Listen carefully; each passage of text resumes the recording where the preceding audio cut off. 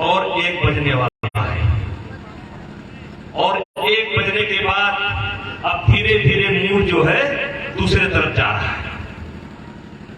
अब हम स्वर्ग से वास्तविक दुनिया में प्रवेश करने वाले हैं। अभी तक हम स्वर्ग में थे, अब हम वास्तविक दुनिया में प्रवेश करने वाले हैं। स्वर्ग और नरक नाम की जगह दोनों यहीं पर है। जैसे किसी के परिवार में एकता है, पूरे परिवार में प्रेम है, आपस में एक दूसरे को देख करके कोई जलन नहीं पैदा होती, सुख दुख मिल करके काटते हैं, वो परिवार समझो कि स्वर्ग में है। और जो इसके विपरीत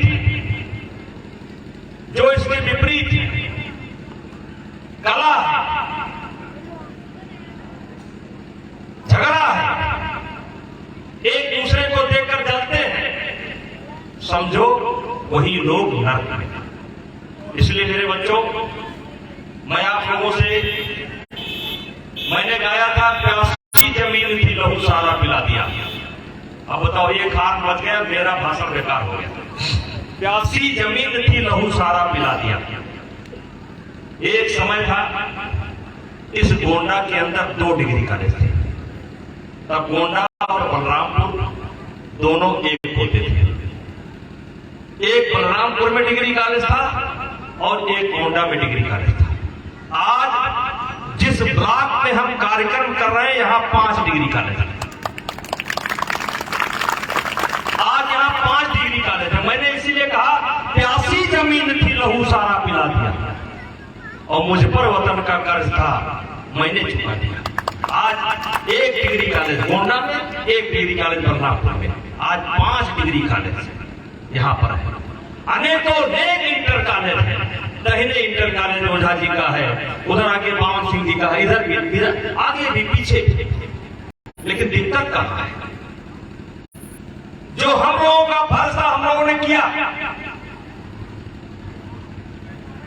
इसकी जगह पर इंडस्ट्री खोल सकते थे, इसकी जगह पर कारखाना खोल सकते थे, लेकिन हम लोगों ने इंडस्ट्री नहीं खोला, कारखाना नहीं खोला, हम लोगों ने विद्यालय खोले। क्योंकि विद्या ही एक ऐसी चीज है जिसको कोई ले नहीं जा सकता। और मेरे बच्चों, मैं कम शब्दों में कहना चाहता हूं, ये आज बोने का समय है, बोने का समय।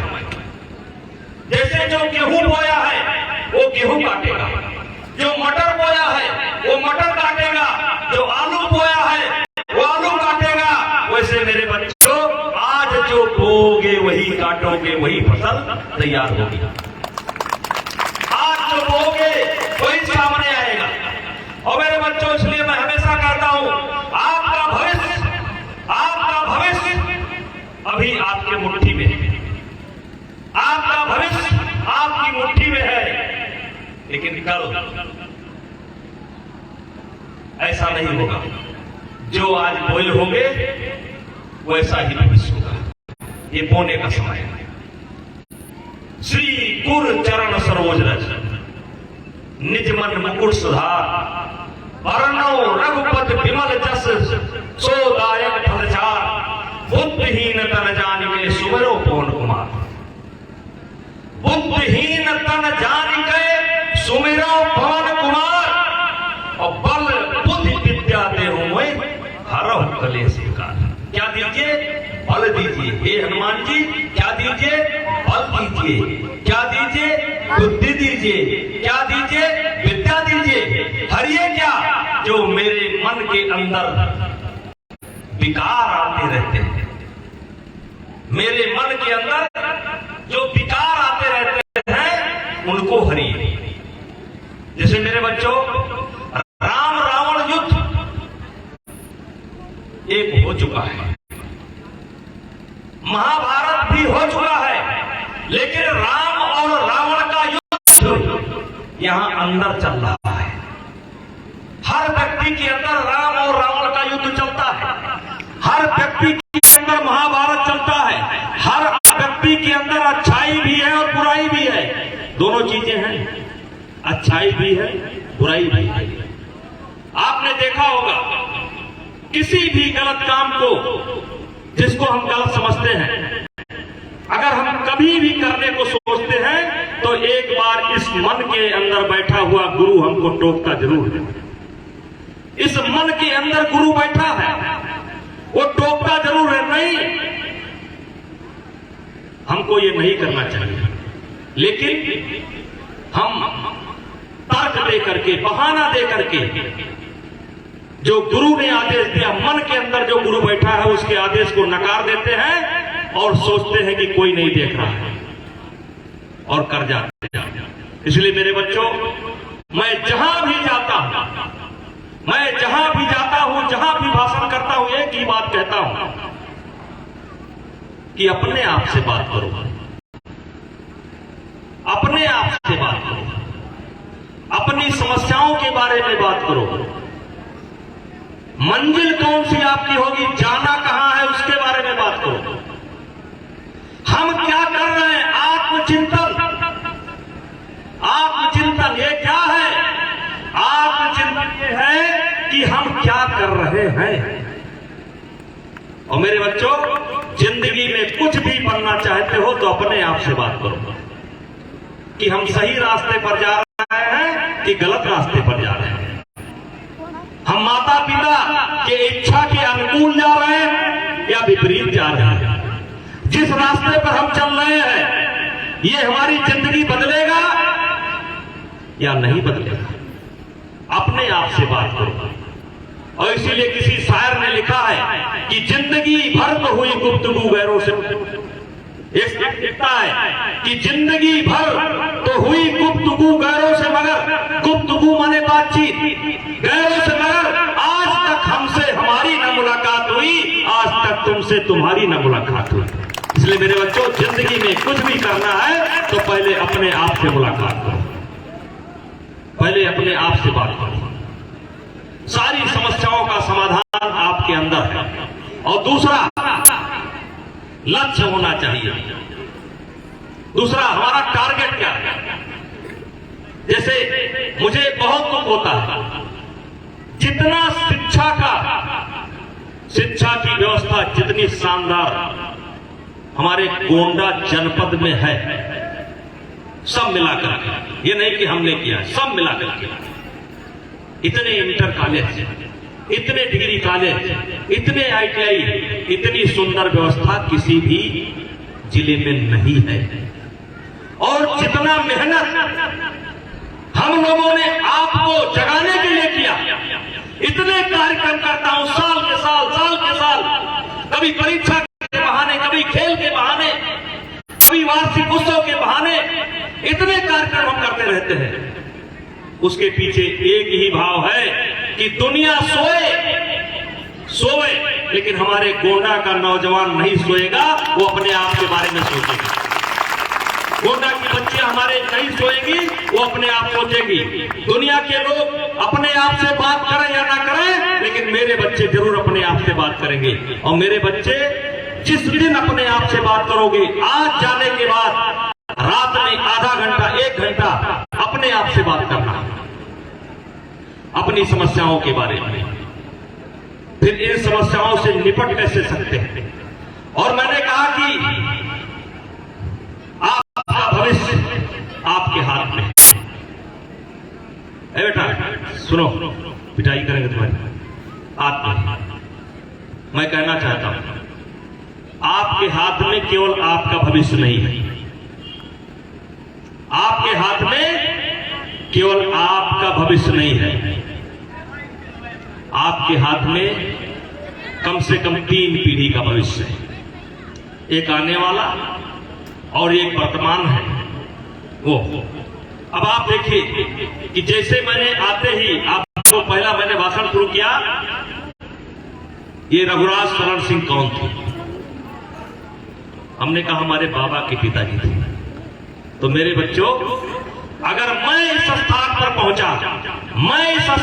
पहुंचा तो मुझको लाभ तो मिला, मेरे दादा को भी लाभ मिला, मेरे बाबा को भी लाभ मिला, और मेरे बाबा के पिताजी को भी लाभ मिला। आज उनके नाम से विद्यालय। इनको लाभ था।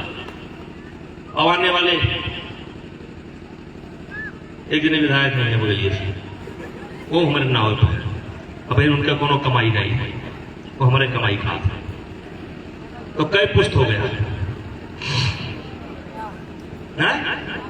कई बार 4-5 होगा। और हम लोग कभी सीरियस नहीं होते। अब जैसे पल बुद्धि विद्या देहु मैं, तो विद्या तो आप पढ़ेंगे, विद्या आपकी आ जाएगी। आज के बाद कुछ सीरियस हो जाएंगे, विद्या आ जाएगी। और जब अपने आप से बात करेंगे तो बुद्धि आ जाएगी। जब बात करेंगे, तर्क करेंगे, वितर्क करेंगे तो बुद्धि आ जाएगी। लेकिन बल कहां से आएगा? रामदेव के नकली घी खाए साए,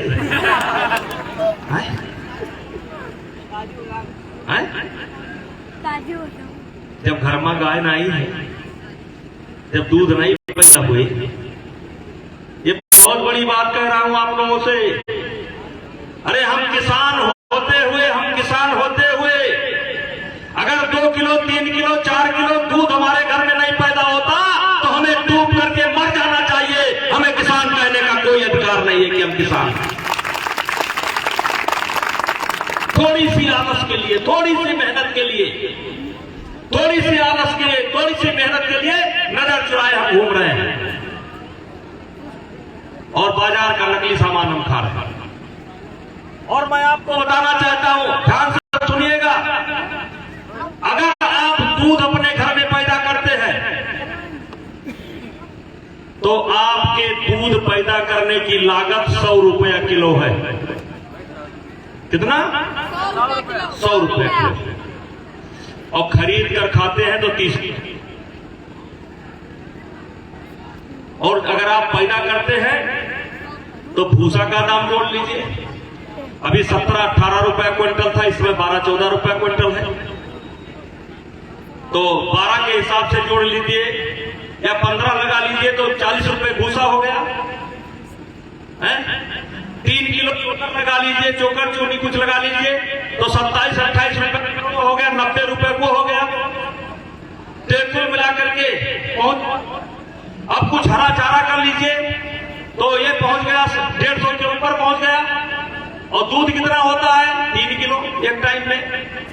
और जोड़ लीजिए, बच्चा जब पैदा हुआ तब से आपने खिलाया, पाला, 3 साल दूध नहीं दिया, उसकी कास्ट जोड़ लीजिए। सारा कास्ट जोड़ने के बाद आप देखेंगे कि आपके दूध का 100 रुपए किलो पड़ता है पैदा करने में।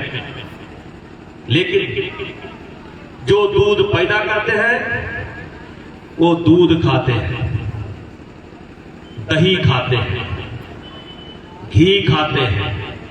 और गांव में दूध ही एक ऐसा साधन है कि अगर घर में दूध 2 किलो 4 किलो आपने पैदा कर लिया तो बूढ़ी मां के मुंह में भी चाय के बहाने चला जाएगा, बाबा के मुंह में भी चाय के बहाने चला जाएगा, पिताजी के बहाने चला जाएगा। बिटिया पढ़ने जाएगी, नाश्ता नहीं तैयार है, बेटा 1 गिलास दूध पी लो। मगर बच्चे से लेकर के बूढ़े तक किसी न किसी बहाने से दूध चला जाएगा। और दूध अगर चला जाएगा तो स्वास्थ्य अच्छा रहेगा। और इसीलिए मैंने नारा दिया था, एक समय था, स्वस्थ गोंडा साक्षर गोंडा हरा भरा गोंडा। ये मत समझना कि आप डॉक्टर हो जाओगे तो स्वास्थ्य की जरूरत नहीं पड़ेगी। ये मत समझना कि आप IAS हो जाओगे तो स्वास्थ्य की जरूरत नहीं पड़ेगी। ये मत समझना आप नेता बन जाओगे तो स्वास्थ्य की जरूरत नहीं पड़ेगी। दुनिया में कहीं भी जाओगे तो पहला आकलन आपके स्वास्थ्य से होगा, आपके पर्सनालिटी से होगा। और जब बोलोगे तब आपके गुण और अवगुण से होगा। लेकिन पहला प्रभाव आदमी के ऊपर स्वास्थ्य का पड़ता है। और विशेष करके मैं ये जो गार्जियन है कहना चाहता हूं, सबसे कहना चाहता हूं, हम लोगों को उसके प्रति मुहिम चलानी चाहिए। मैंने तो एक रोज कहा था कि बोर्ड लिख करके टांग दो हमारे गेट पर कि जो गांव से आते हैं अगर गाय ना हो तो हमारे यहां ना आए। मैं कई बार आप लोगों को बता चुका हूं, मेरे बच्चों, अगर मैं स्वस्थ न होता तो आज मेरी हड्डी भी इस दुनिया में न होती। अगर मैं स्वस्थ न होता तो मेरी हड्डी भी इस दुनिया में न होती। और अगर मैं स्वस्थ न होता तो शायद आपके बीच में खड़ा न होता। तो इसलिए कहा गया सबसे प्रथम निरोगी काया, सबसे प्रथम निरोगी काया, और दूसरा सुख जब घर में माया। तो माया की तरफ तो सब चल पड़े हैं, लेकिन काया की तरफ किसी का ध्यान नहीं है।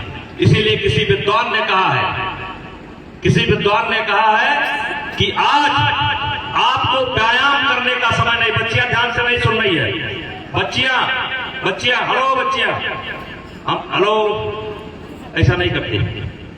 किसी ने कहा है कि अगर आज आपके पास व्यायाम करने के लिए समय नहीं है, योगा करने के लिए समय नहीं है, मॉर्निंग वॉक करने के लिए समय नहीं है। अब जैसे गाय भैंस की सेवा करना भी योगा है, दरवाजा साफ करना भी योगा है। पहले हर घर में खरारा बना करके रखा रहता था, उठ करके लोग दरवाजा साफ कर देते थे, माताएं बहनें घर का काम कर देती थी, उससे भी हमारा व्यायाम हो जाता था। और मैं कहना चाहता हूं कि इस शरीर को जितना आराम आप देंगे, ये शरीर उतना ही आपको तकलीफ देगा। इस शरीर से जितना आप काम लेंगे, ये शरीर उतना ही आपको आराम देगा। इसलिए मेरे भाइयों और मेरे बच्चों, हम लोगों को धरातल पर रहना चाहिए, जमीन पर रहना चाहिए, आसमान में नहीं रहना चाहिए। और हम जमीन पर रहते हैं, जमीन से जुड़े हैं, तो हमारी कोशिश होनी चाहिए कि ज्यादा से ज्यादा सामान हम अपने घर का खाएंगे। आज मार्केट के अंदर कानपुर से एक मिठाई आती है। मैं एक कविता चुनाव के समय में पढ़ता था, किससे मन की बात कहूं। वो कविता हर जगह फिट बैठती है। किससे मन की बात कहूं मैं, सुनने को तैयार कौन है, फुर्सत किसको कितनी है, लगे हुए सब अपने अपने, सबको अपनी अपनी है, बनकर मूक मेघ सा कब तक बोलो वज्राघात सौ, मैं किससे मन की बात कहूं। नकली मिठाई, नकली तेल, नकली घी, नकली नमकीन, नकली आटा, नकली चावल यूज करते हैं, हम खाए जाते हैं। तकलीफ होती है, किसी को होती हो ना होती हो। मेरे पास एक दिन आचार्य रामदेव का फोन आया, उन्होंने कहा कि आपने नेताजी मेरे के बारे में बोला। हमने कहा महाराज जी, मैं साधु संतों की इज्जत करता हूं, मैं साधु संतों की निंदा नहीं करता, लेकिन एक प्रश्न का उत्तर आपसे चाहता हूं। बोले क्या है? हमने कहा 60-70 गाय मेरे पास है, और एक समय था कि गाय हमको चरा करके और बांध करके दूध लगा करके तब साकेत महाविद्यालय पढ़ने जाते थे। हमने कहा 30 किलो दूध में 1 किलो घी निकलता है, 30 किलो दूध में 1 किलो घी निकलता है। अगर 40 रुपया किलो दूध का रेट मान लिया जाए तो 1200, 100-200 मजदूरी हो गई 1400, 50 रुपया विज्ञापन का हो गया, विज्ञापन का 1450, 50 रुपया ट्रांसपोर्ट हो गया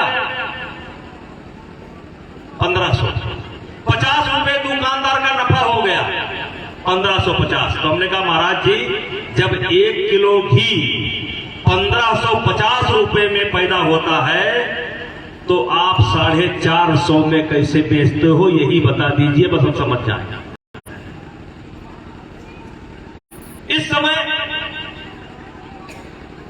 बोले कि रहने दे, लगता है माइक की आवाज ठीक से नहीं जा रही है। इस समय अभी कुछ दिन पहले तिल का रेट 200 रुपया था, अब घट करके हो गया है 150 से लेकर के 130 रुपया। तिल समझते हो? मतलब इस समय तिल का रेट 130 रुपए से लेकर के 150 रुपए तक है। 1 किलो तिल के तेल के लिए 4 किलो तिल चाहिए। 1 किलो तिल का तेल अगर निकालना है तो 4 किलो तिल चाहिए। तो 4 किलो तिल का दाम जोड़ लीजिए 400 और 30 रुपए के हिसाब से लगा लीजिए तो 120, तो 520 रुपया का तिल लगेगा 1 किलो तेल के लिए। 520 रुपए का तिल लगेगा तेल के लिए, प्राइस जोड़ लीजिए। तो मेरे बच्चों मैं पूछना चाहता हूं, जब 550 रुपए के तिल से 1 किलो तेल बनता है तो 130 रुपया तेल कैसे बिक रहा है? 130 रुपया किलो तेल का तेल कैसे बिक रहा है? भैया मैं सबसे कहता हूं, देखो किससे मन की बात कहूं, सुनने को तैयार कौन है, फुर्सत किसको कितनी है। लगे हुए सब अपने अपने, सबको अपनी अपनी है। बनकर मूक मेघ सा कब तक, बोलो वज्राघात सो मैं किससे मन की बात कहूं। कोई सुनने वाला नहीं। अब इसमें क्या फार्मूला लागू होता है? हम सुधरे जग सुधरा। हम एहतियात बरतेंगे, दुनिया बरते या ना बरते। अमिताभ बच्चन कुरकुरे का प्रचार करते हैं। वारे अमिताभ बच्चन, इस देश के महान बच्चन, आपको भगवान मानते हैं बच्चन, आप लीवर सिरोसिस के मरीज हैं। आप कुरकुरे खाते नहीं हैं। केवल हमारे बच्चों को बर्बाद करने के लिए कुरकुरे खाते हुए दिखाई पड़ते हैं। और सलमान खान, आप पेप्सी पीते नहीं हैं। हमारे बच्चों को पेप्सी पीते हुए दिखाई पड़ते हैं। और इसीलिए मैं कहता हूं कि चाहे हम हो, चाहे विधायक जी हो, चाहे कोई ब्लॉक प्रमुख हो, चाहे कोई प्रधान हो या गांव का कोई सम्मानित आदमी हो, हम लोग सब लोगों के ऊपर सबकी नजर रहती है।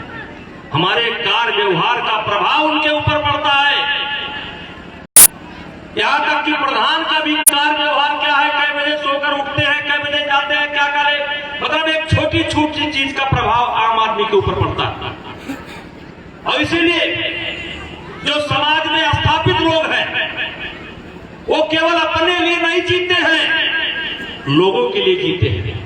और इसलिए मेरी मांग है, मैं मांग करता हूं, ये जो बड़े बड़े सेलिब्रिटी हैं, जो विज्ञापन करते हैं, इनको कम से कम देखना चाहिए कि कौन सा ब्रांड का हम प्रचार कर रहे हैं। क्या इस ब्रांड को हम खा सकते हैं? क्या इस तेल को हम लगा सकते हैं? अभी एक घी आया है जी, अच्छा बोलिए। अभी एक घी आया है, लिखा है केवल पूजा के लिए। क्या लिखा है? केवल पूजा के लिए।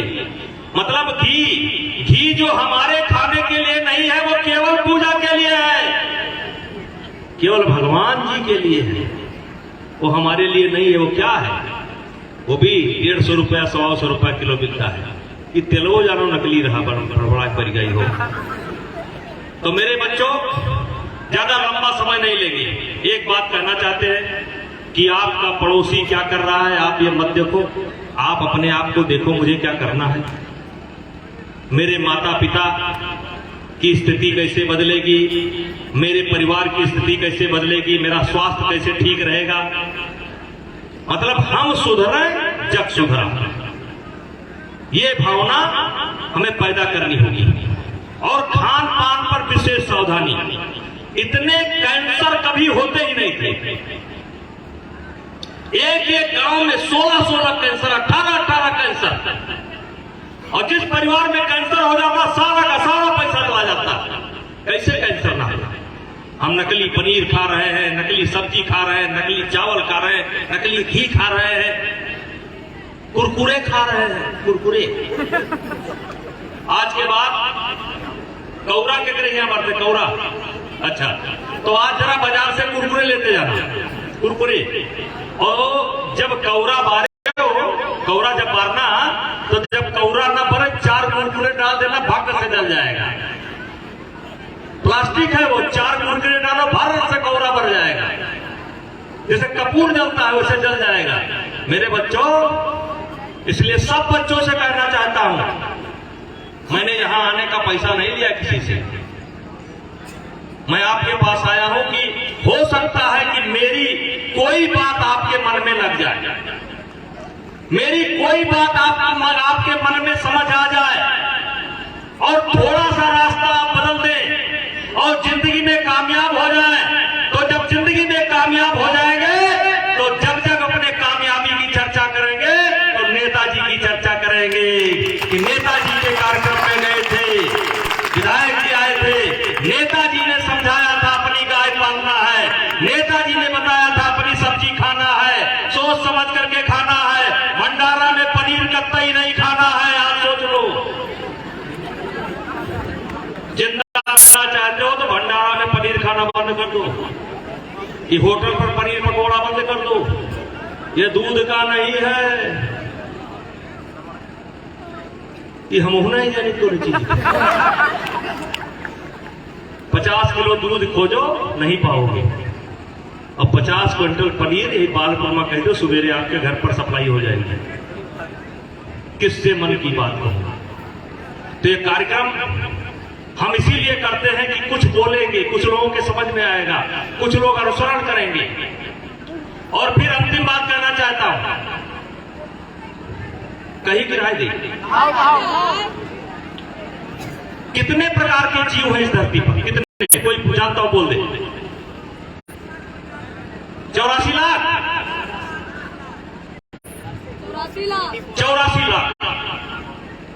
84 लाख प्रकार के जीव हैं इस धरती पर।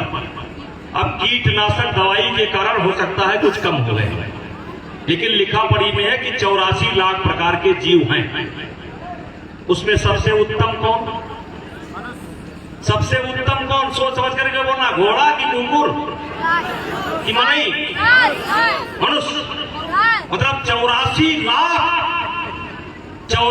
लाख प्रकार के जीव, उसमें सबसे उत्तम मनुष्य। ईश्वर ऊपर वाले ने, ईश्वर ने, अल्लाह ने, जो भी आप मानते हो, हमको मनुष्य बना करके भेजा। मनुष्य दुनिया की सबसे ताकतवर, सबसे बुद्धिमान, ज्ञानवान हमको बना करके भेजा। और मेरे बच्चों, हमने अपना कोई मकसद नहीं तय किया, कोई मकसद नहीं तय किया। अफसोस तब होता है जब किसी से पूछो कि आप क्या करना चाहते हो, तब बच्चा कहता है कि अभी सोचा नहीं। तो कम से कम मुझे बहुत तकलीफ होती है, मुझे सोचा। आज 30 साल 40 साल उम्र हो गई, पूछो क्या करते हो? नेताजी करीब तो कुछ नहीं। कुछ लोगों की जिंदगी बीत गई, कब तक कहा कि हो भैया हम तो कुछ नहीं किया, बस खाएं सोएं पूजा करें, कुछ हम काम नहीं करते। मेरे भाइयों, मेरे बच्चों, ये खाना, बच्चा पालना, बच्चा पैदा करना, ये तो जानवर भी करते हैं, वो भी अपने बच्चे को संभालते हैं और हमसे अच्छे तरीके से संभालते हैं। हम दोष काहे को दूसरे को देते हैं?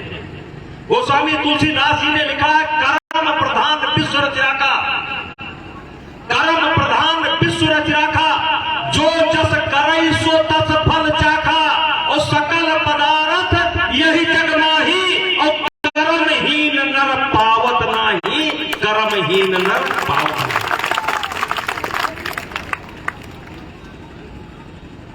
कर्म के बदौलत ही आप पा सकते हो। मेरे बच्चों, हमने गाय चराया, हमने भैंस चराया, हम 300 रुपया एक ट्राली दूसरे का गन्ना गिरा दिया जाए तो मिलता था। हमने वो काम भी किया है, 300 रुपये पर दूसरे का गन्ना गिराया है, 300 रुपये पर।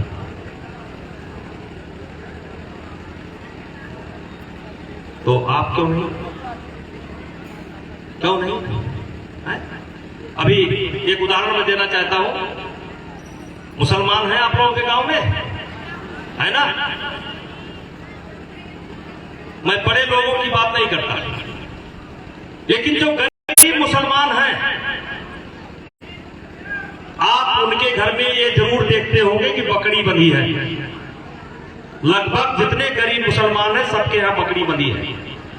और तमाम मुसलमान तो ऐसे हैं, एक बिसुआ खेत नहीं है, दरवाजे पर बकरी बांधने के लिए भी जगह नहीं है, लेकिन 4 बकरी बंधी है, 5 बकरी बंधी है। बूढ़ी माँ घर से निकलती है, घंटा 2 घंटा बकरी टहला लाती है, टहरा काट करके लाती, देकर 5 बकरी पालती है।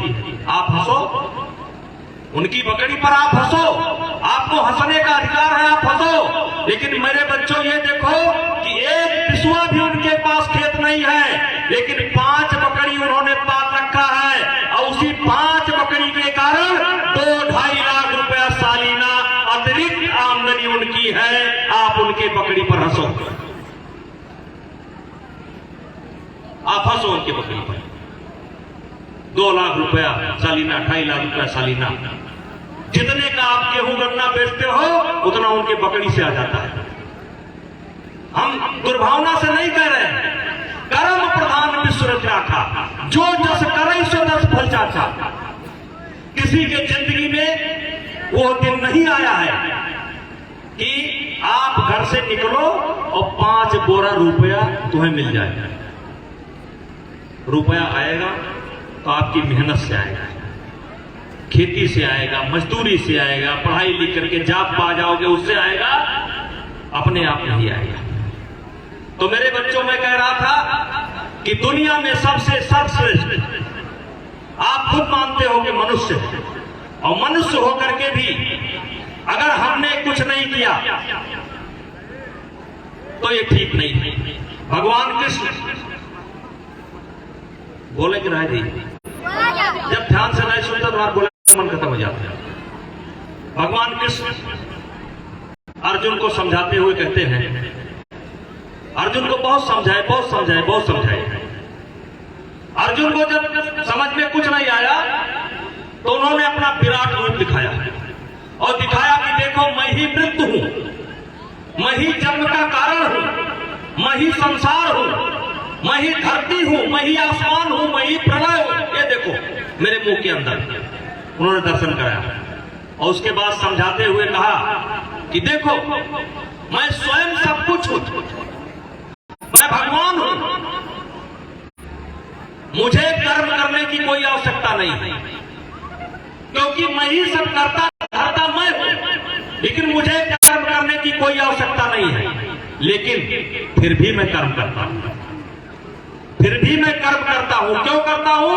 कि कहीं मेरा अनुसरण करके, मेरी देखी देखा लोग कर्म करना बंद न कर दे, इसलिए मैं भी कर्म करता हूं, मैं भी कर्म करता हूं। राम जी को देख लीजिए, मुसलमानों में मोहम्मद साहब को देख लीजिए, ईसा मसीह को देख लीजिए, कृष्ण को देख लीजिए, सब भगवान होकर के भी आम जो काम होता है वही करते हैं। और इसीलिए भगवान भी आज तक चाहे जिसको भगवान माना गया है वो सब गृहस्थ के यहां ही पैदा हुए। इसलिए मेरे बच्चों, अपने आप को पहचानो, व्यर्थ समय न गवाओ। देखिए मैंने कहा था 11 बजे से कार्यक्रम होगा, क्या कहा था? यहाँ का क्या सोच रहा था? कै बजे से कार्यक्रम? 11 बजे। मैं कै बजे आया? मैं कै बजे आया?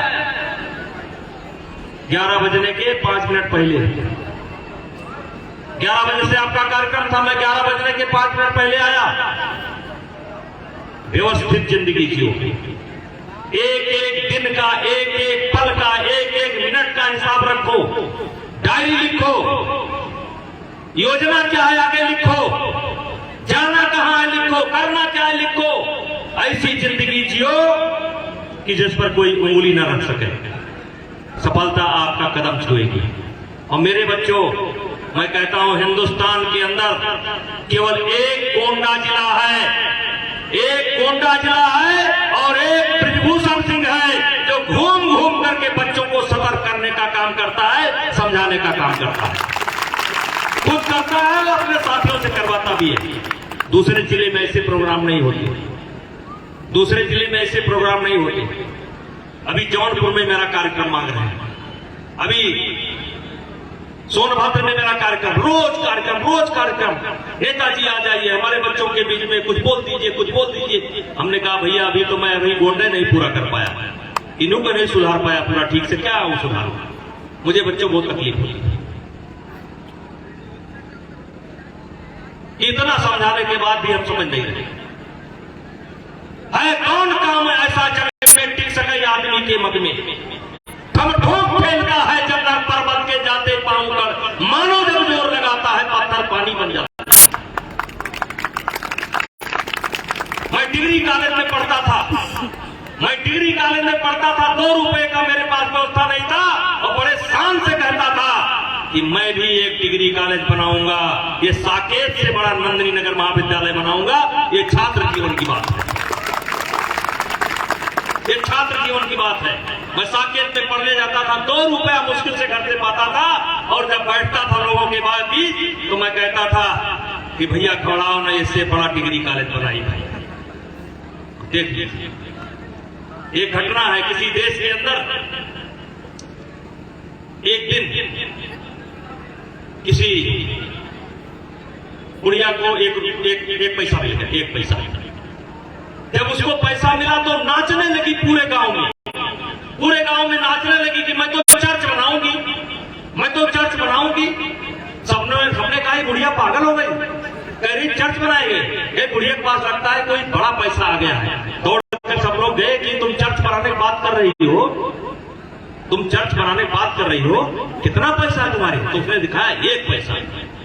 तो उन्होंने कहा कि 1 पैसा में चर्च बना लोगी, 1 पैसा में तुम्हारा चर्च बन जाएगा? तब कहा ऊपर भगवान नहीं है, ये हमारे बाकी वही न लगी है, हम शुरू करे जाए थे। ये बड़ी बूढ़ी बात है। उसने कहा और ऐसे मेरे साथ हो। नंदिनी नगर महाविद्यालय का नींव जब मैंने खोदा था 10,000 रुपया था। सोच लो 10,000 रुपए, 10,000 रुपए शपथ पूर्वक के 10,000 रुपए। घर बनवाना शुरू किया तो 5,000 नहीं था। तो कहते हैं कि जब आप कदम बढ़ाओगे, जब आप कदम बढ़ाओगे तो आपको मददगार भी मिल जाएंगे, क्योंकि फिर आप उसी के अनुसार सोचने लगोगे। करना है, करना है, करना है, तो क्या किया जाए? उधार मांग लिया जाए, क्या किया जाए, कैसे संसाधन किया जाए, तो उपाय निकल आता है। और इसीलिए हमारे विद्वानों ने कहा है साधक बनिए, साधक बनिए, साधक। साधन अपने आप उपलब्ध हो जाएगा। ये कीमती जीवन है, इसे गंवाइए मत। कितने बच्चे हैं जिनके घर में गाय है? गाय या भैंस या बकरी, तीनों चीज। गाय है जिकरे घर मन्ना हो हाथ उठाओ। या गाय ना हो, बकरी ना हो, भैंस ना, मतलब दूध का इंतजाम ना हो, है कोई ऐसा महापुरुष?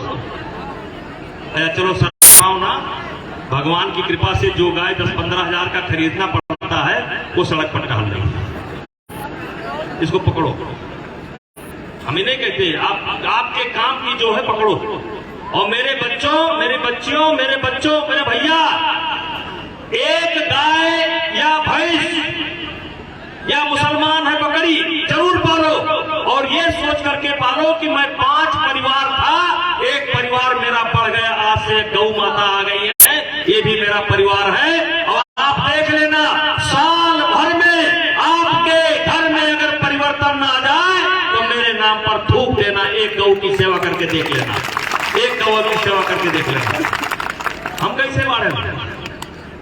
हम तो नंदिनी माता नाव लेके यहां तक पहुंचे। अब नंदिनी माता कहानी बताएंगे तो बड़ा समय लगेगा। नंदिनी माता, हम तो नाम लेकर के यहां तक पहुंच गए। पहला विद्यालय मैंने नंदिनी गौ माता के नाम से खोला। अब कुछ लोग यही नहीं जानते होंगे कि नंदिनी गौ माता थी कौन। नंदिनी गौ माता के बारे में कितने बच्चे जानते हैं? कुछ जानते हो तो हाथ उठाओ। चलो नहीं जानते, रह जी कि बताइए।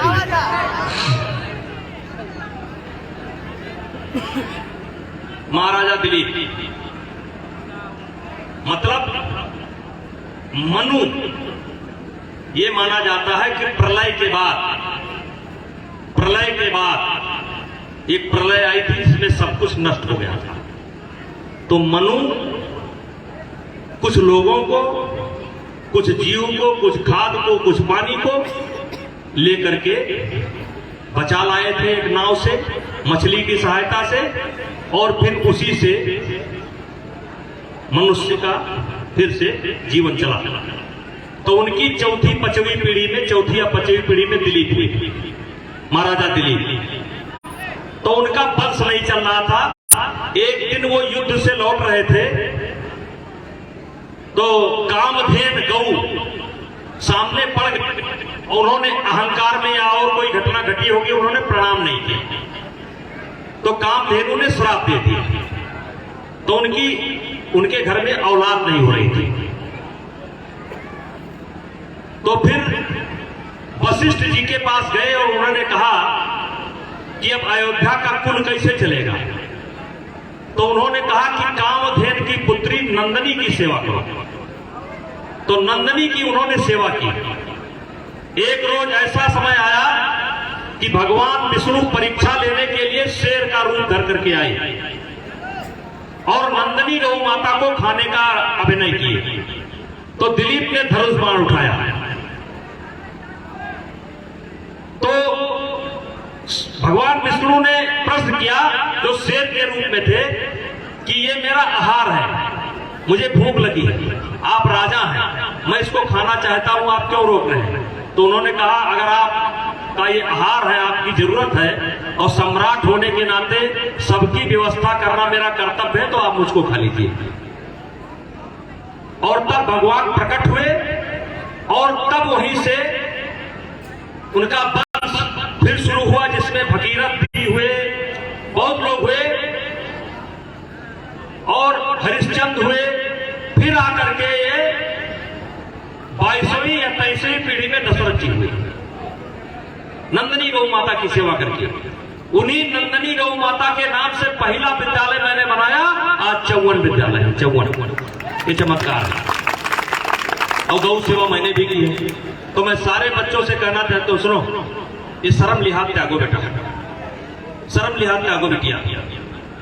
एक गौ, उसको भगवान मान करके, मां मान करके, भाई मान करके, बंधु मान करके पालो, और देखना कि साल भर के अंदर परिवर्तन आता है कि नहीं। थोड़ा सा मेहनत करने की जरूरत, सुबह शाम थोड़ा सा मेहनत करने की जरूरत है। फिर अगले साल मिलेंगे तब बताना कि नेताजी कितना परिवर्तन आ गया। और इन्हीं शब्दों के साथ पुनः आप सभी लोगों को, आए हुए अपने क्षेत्र के सभी प्रधान, जिला पंचायत सदस्य, गणमान्य लोग, विधायक जी, मोनू सिंह, सबको मैं धन्यवाद करता हूं। और अगले साल फिर ये कार्यक्रम हम करेंगे, लेकिन हो सके तो कुछ बात मेरी जरूर मान लेना। मुझे बहुत खुशी होगी अगर मेरी बात मानने के बाद आपकी जिंदगी में परिवर्तन आएगा, तो मैं अपने आप को धन्य समझूंगा। ये धन्य समझूंगा कि मैं बालपुर स्कूल पर गया था, मेरा कहना मान करके इतने लोगों का हृदय परिवर्तन हो गया, इतने लोगों ने गाय पालना शुरू कर दिया, इतने लोगों ने देर से सोना बंद कर दिया, इतने लोगों ने नकली समोसा खाना बंद कर दिया, इतने लोगों ने नकली टिकिया खाना बंद। ये सब नकली है, जितना सामान है सब नकली है। किससे मन की बात कहूं मैं, ये सब नकली माल भरा है। पूरा बताएंगे तो 2-3 घंटा लगेंगे। ये असली नहीं है, घर का चीज खाओ। इन्हीं शब्दों के साथ बोले भारत माता की, भारत माता की।